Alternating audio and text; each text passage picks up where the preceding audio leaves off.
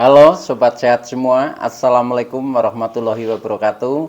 Salam jumpa kembali dengan saya Sugito di channel Berbagi Sehat, channel edukasi dan motivasi seputar asam lambung, GERD, anxiety, psikosomatis. Berdasarkan pengalaman saya sebagai orang yang pernah menderita asam lambung, GERD, anxiety, psikosomatis. Harapan saya khususnya kepada teman-teman yang masih dalam penderitaan asam lambung, GERD, anxiety, psikosomatis, setelah menonton video ini akan dapat tersugesti dan termotivasi untuk dapat cepat sembuh. Saya bisa sembuh, insya Allah teman-teman pasti juga bisa sembuh. Badai pasti berlalu. Baiklah teman-teman, pada kesempatan kali ini saya akan berbagi seputar asam lambung, GERD, anxiety, psikosomatis dengan topik 5 cara sederhana mengatasi asam lambung, GERD, anxiety, psikosomatis. Baiklah teman-teman ya, sebelum saya lanjutkan, tolong yang belum subscribe channel ini ya, klik subscribe dan loncengnya supaya teman-teman tidak ketinggalan konten video-video berikutnya. Dan jika suka, klik like, selalu bagikan ke sosial media teman-teman. Semoga bermanfaat buat kita semua. Baik, kita lanjutkan. Jadi topik kita kali ini adalah 5 cara sederhana mengatasi asam lambung, GERD, anxiety, psikosomatis agar cepat membaik atau cepat sembuh total.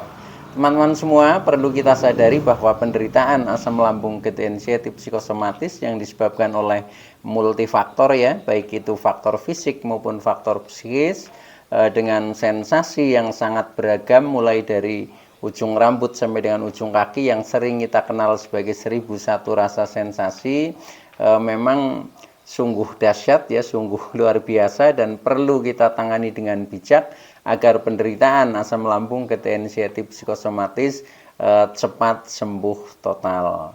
Nah, baiklah teman-teman ya,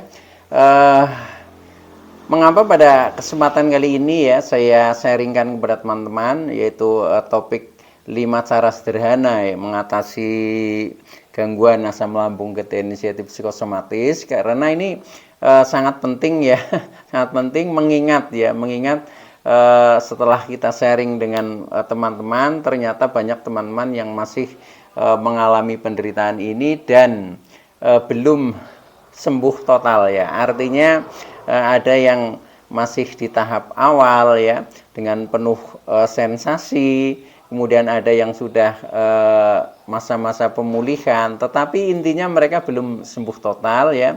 Dan itu karena memang kita belum menemukan jalan ikhtiar yang memang tepat ya, sehingga kadang menjadi kurang efektif dan akhirnya kita belum bisa sembuh total. Nah, maka dari itu mudah-mudahan dari konten kali ini ya bisa membantu teman-teman yang masih merasakan sensasi penderitaan asam lambung, GERD, anxiety, psikosomatis ya.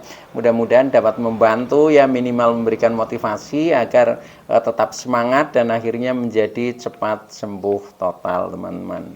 Nah, begini teman-teman ya, dari berbagai terapi, dari berbagai upaya istilahnya mencari jalan kesembuhan atau ikhtiar itu memang bermacam-macam ya, bermacam-macam dan semuanya itu sebenarnya punya arti ya. Maka dari itu yang terpenting di sini adalah proses ya. Jadi semuanya itu memang butuh proses. Karena apa? Karena penderitaan kita selain kita menderita secara fisik ya, contohnya sensasi-sensasi di tubuh ya, mulai dari yang rambut mudah rontok ya, yang kadang kepala berat, kemudian mata buram, telinga berdinging ya, hidung kadang mampet ya, kadang flu tapi juga tidak flu ya, mulut yang kadang terasa asam, leher kaku sampai dengan tensi tinggi ya, juga dada yang sering panas, berdebar-debar, nyeri ya, tubuh rasanya pegel-pegel dan lain sebagainya, sampai dengan perut yang masih suka kembung ya, kemudian kadang perih, sembelit ya, pokoknya nggak nyaman sekali ya, sampai untuk berjalan saja kadang goyang, sempoyongan ya, kemudian tubuh merasa lemes ya, kaki tangan dingin dan lain sebagainya, sampai BAB saja kadang tidak lancar ya, kadang ada yang mules juga, kadang ada yang ya pokoknya tidak normal lah, susah BAB contohnya seperti itu. Nah ini semuanya adalah bagian daripada sensasi-sensasi penderitaan asam lambung, gangguan psikosomatis yang memang harus kita tangani dengan bijak ya. Nah maka dari itu pada kesempatan kali ini saya ingin sharingkan kepada teman-teman ya tentang 5 cara sederhana ya, 5 cara sederhana untuk mengatasi penderitaan asam lambung, gangguan psikosomatis agar cepat membaik. Nah,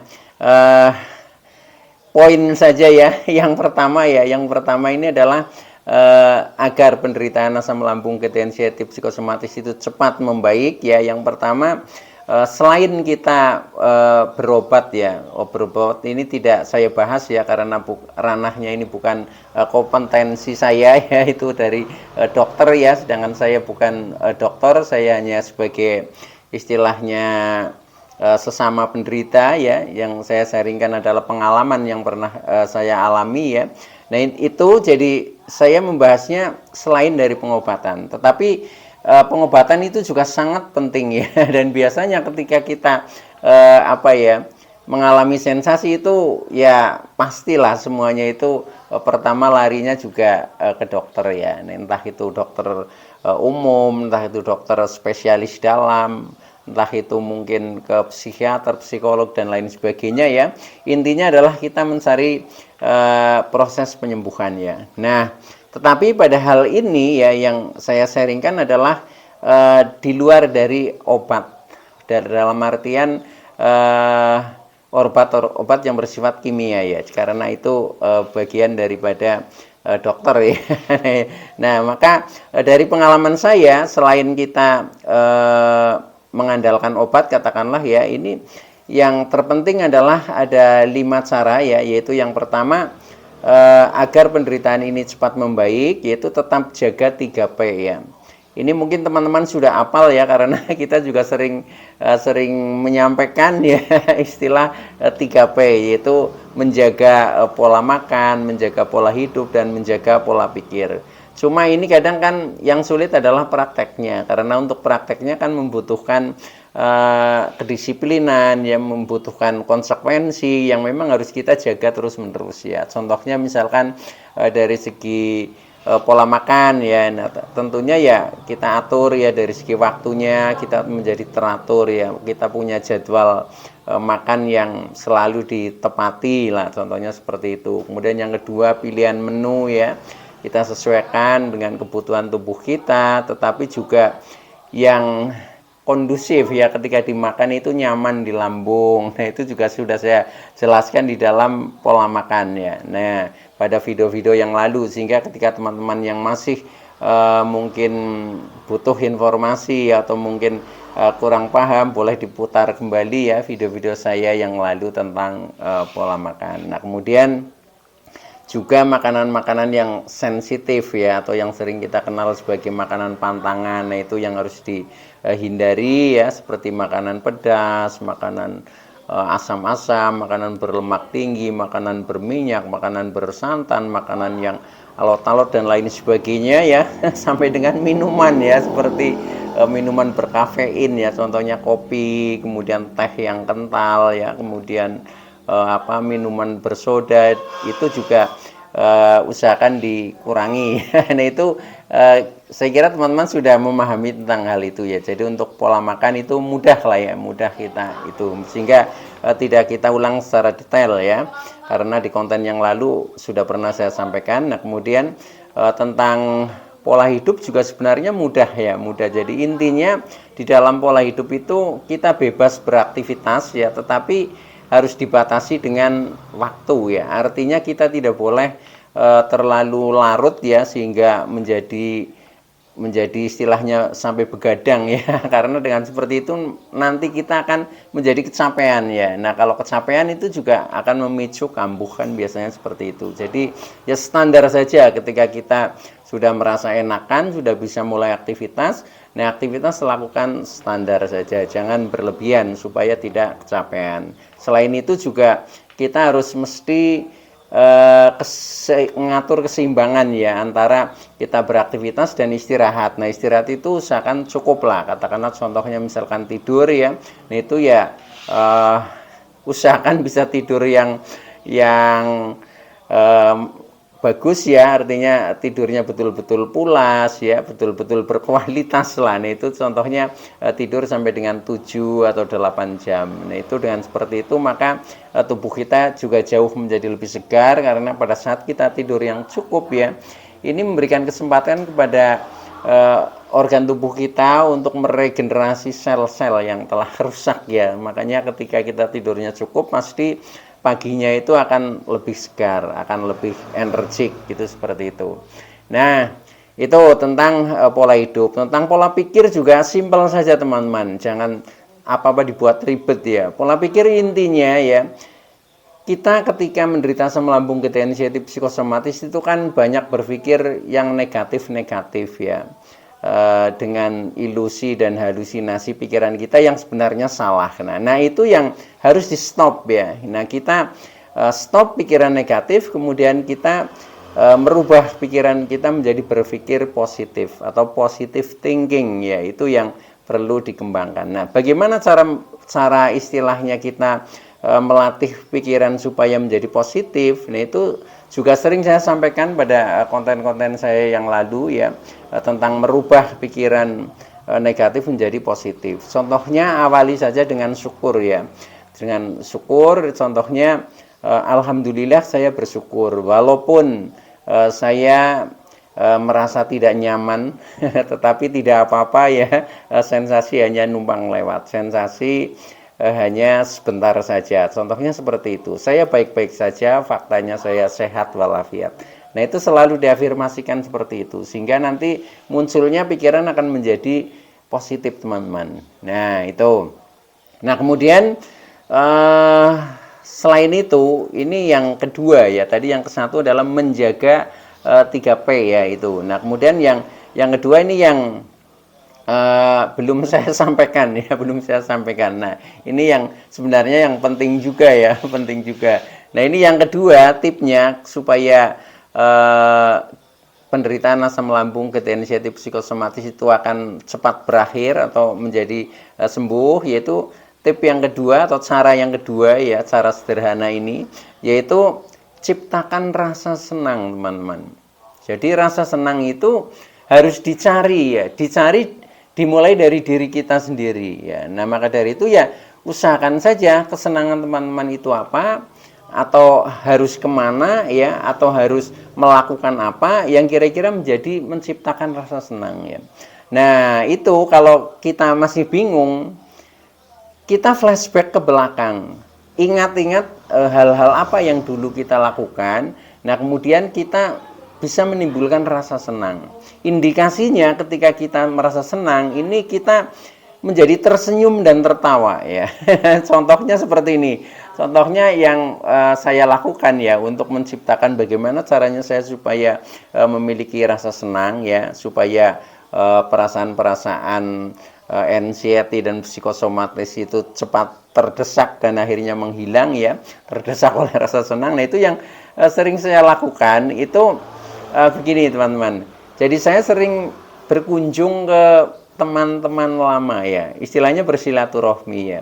Nah ketika kita berkunjung ke teman lama atau bersilaturahmi, tentunya teman-teman yang soulmate lah ya, yang istilahnya kental ya dengan kita hubungannya. Nah itu akhirnya kita kan bisa curhat ya, kemudian kita bisa ngobrol kesana kesini ya, yang akhirnya kita bisa meluapkan segala perasaan ya, segala unek-unek. Nah lewat luapan-luapan itu sebenarnya kita sedang membuang energi yang negatif ya, termasuk hal-hal yang membuat kita cemas. Nah itu kita sampaikan, akhirnya di situ kita bisa tersenyum, bisa tertawa ya, apalagi yang diajak istilahnya sharing, diajak ngobrol ini adalah memang teman kental kita ya, teman akrab kita. Nah itu pasti akan asik di situ. Nah ketika kita sudah merasakan asik, itu nanti akan timbul kesenangan ya, contohnya kita sampai tertawa lah di situ ya.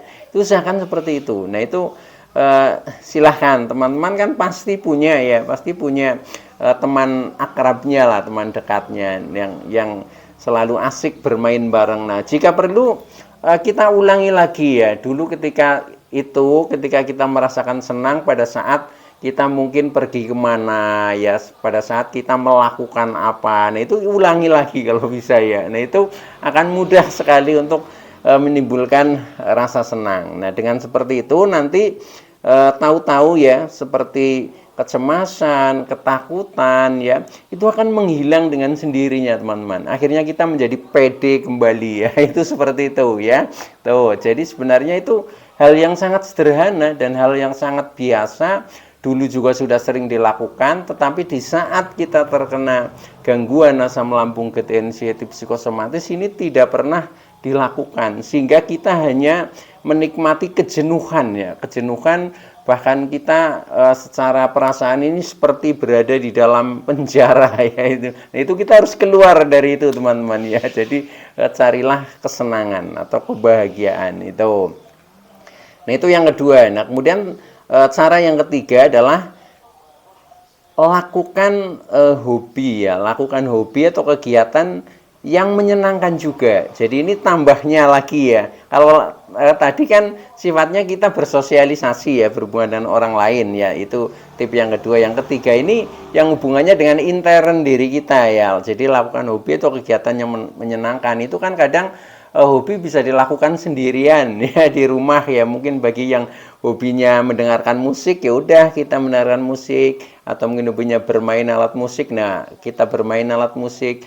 Yang hobinya mungkin melukis, ya kita melukis. Ya hobinya mancing, ya pergi saja mancing. Yang hobinya kontes burung misalkan, berangkat saja ketika ada kontes burung ya. Apalagi ketika kita punya gacuan yang memang betul-betul keren ya. Nah itu ketika nanti dapat istilahnya juara, nah pasti kita akan menjadi ada kepuasan jiwa. Nah disitulah nanti hal-hal seperti anxiety psikosomatik itu akan terdesak dan akhirnya akan menghilang teman-teman. Jadi penuhi saja hal-hal yang positif ya, yang membuat kita ini menjadi senang dan puas, itu seperti itu ya. Jadi lakukan hobi, atau contohnya yang hobi bernyanyi ya, biasa karaoke, udah berangkat saja karaoke. Seperti saya ya, saya juga seperti itu. Saya kalau pergi keluar rumah ya, walaupun itu kadang sama keluarga ya, kadang sama istri ya. Nah itu saya carinya itu rumah-rumah makan ya, yang ada karaoke-nya ya. Jadi sambil menunggu, kadang dibikinkan menu, nah saya bernyanyi dulu di situ. Nah ternyata lewat itu ya ada sesuatu yang baru ya, sepertinya ya ada kepuasan tersendiri, dan akhirnya kita akan mudah untuk melupakan hal-hal yang bersifat anxiety psikosomatik teman-teman. Itu jadi lakukan hobi atau kegiatan yang menyenangkan, itu tip yang ketiga. Nah kemudian yang keempat, tip yang keempat atau cara sederhana yang keempat yaitu jangan fokus dengan penderitaan. Nah, susah juga ini teman-teman ya, jangan fokus dengan penderitaan. Contohnya begini, ketika tubuh kita kan masih banyak rasa ya, atau mungkin ada sensasi yang kadang hilang, kadang datang, kadang hilang, kadang datang.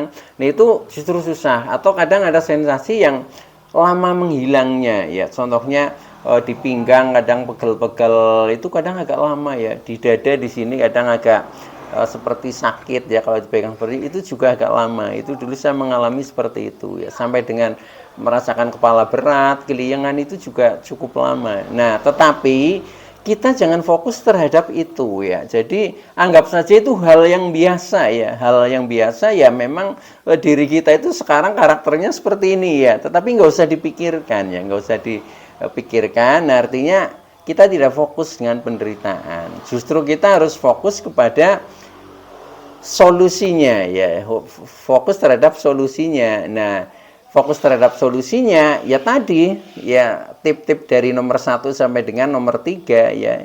Makanya dengan rasa-rasa ini kita harus cuek ya, dan harus masa bodoh ya. Jadi emang gue pikirin lah, pokoknya seperti itu ya. Nggak usah, walaupun sedikit ada rasa, nggak usah dirasakan ya, anggap saja biasa, itu seperti itu. Nah ketika kita sudah seperti itu, nanti rasa-rasa itu akan menghilang sendiri teman-teman. Jadi karena kita sudah tidak memikirkan. Karena apa? Karena penderitaan asam lambung gejala inisiatif psikosomatis, sensasi fisik ini muncul karena dipicu oleh psikosomatik kita, yaitu oleh pikiran negatif kita. Ketika kita sudah tidak memikirkan, artinya nanti psikosomatik akan menghilang.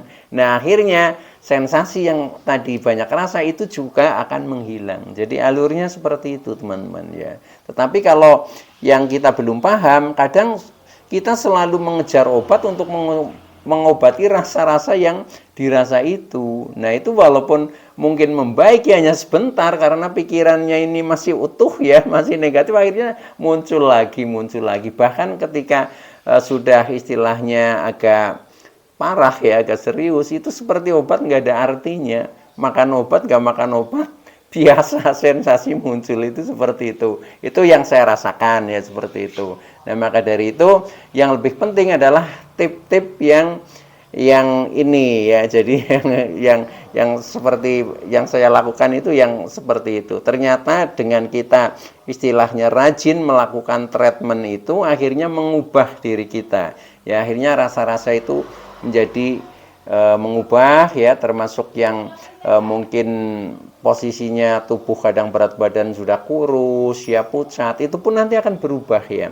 Ketika kecemasan dan psikosomatik itu sudah berkurang, otomatis wajah kita juga akan segar, teman-teman ya.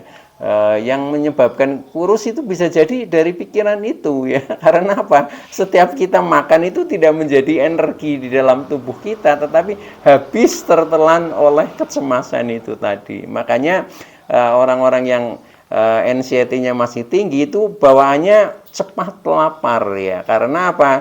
Begitu ada sedikit cemas itu sangat menguras energi. Energi itu kan tenaga ya, tenaga atau kalori sumbernya dari makanan. Jadi walaupun habis makan, kalau cemasnya sudah habis ya, makanya rasanya lapar kembali.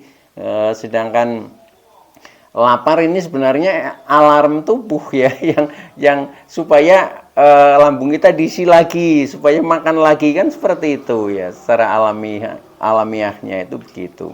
Nah, baik ya, itu yang keempat. Nah, kemudian yang terakhir ya, selain kita melakukan cara-cara tadi 1 sampai dengan 4, yang terakhir itu adalah lebih mendekatkan diri, teman-teman. Nah, ini hubungannya dengan spiritual, hubungannya dengan keyakinan atau mungkin agama ya. Ya sesuai dengan keyakinan kita masing-masing lah. Intinya kita harus mendekat kepada Tuhan ya, mendekat kepada Tuhan Allah Subhanahu wa taala, karena apa yang terjadi ini juga atas izin Allah ya. Maka ketika kita ingin keluar dari itu ya, juga kita mengharap izin Allah. Maka dengan cara mendekatkan diri, nanti insya Allah semuanya itu akan baik-baik saja. Jadi semuanya itu yang kita lalui ya, penderitaan itu hanya sebagai pembelajaran, sebagai ujian ya, sebagai peringatan, bentuknya seperti itu. Tetapi hikmahnya ketika kita sudah melalui ini, kita akan bahagia, teman-teman. Oke ya, itu dulu yang bisa saya sampaikan. Kurang lebihnya mohon maaf ya. Terima kasih atas like, subscribe, serta komennya. Saya Sugito dari channel Berbagi Sehat. Saya bisa sembuh, insya Allah teman-teman pasti juga bisa sembuh. Badai pasti berlalu. Oke, terima kasih. Wassalamualaikum warahmatullahi wabarakatuh.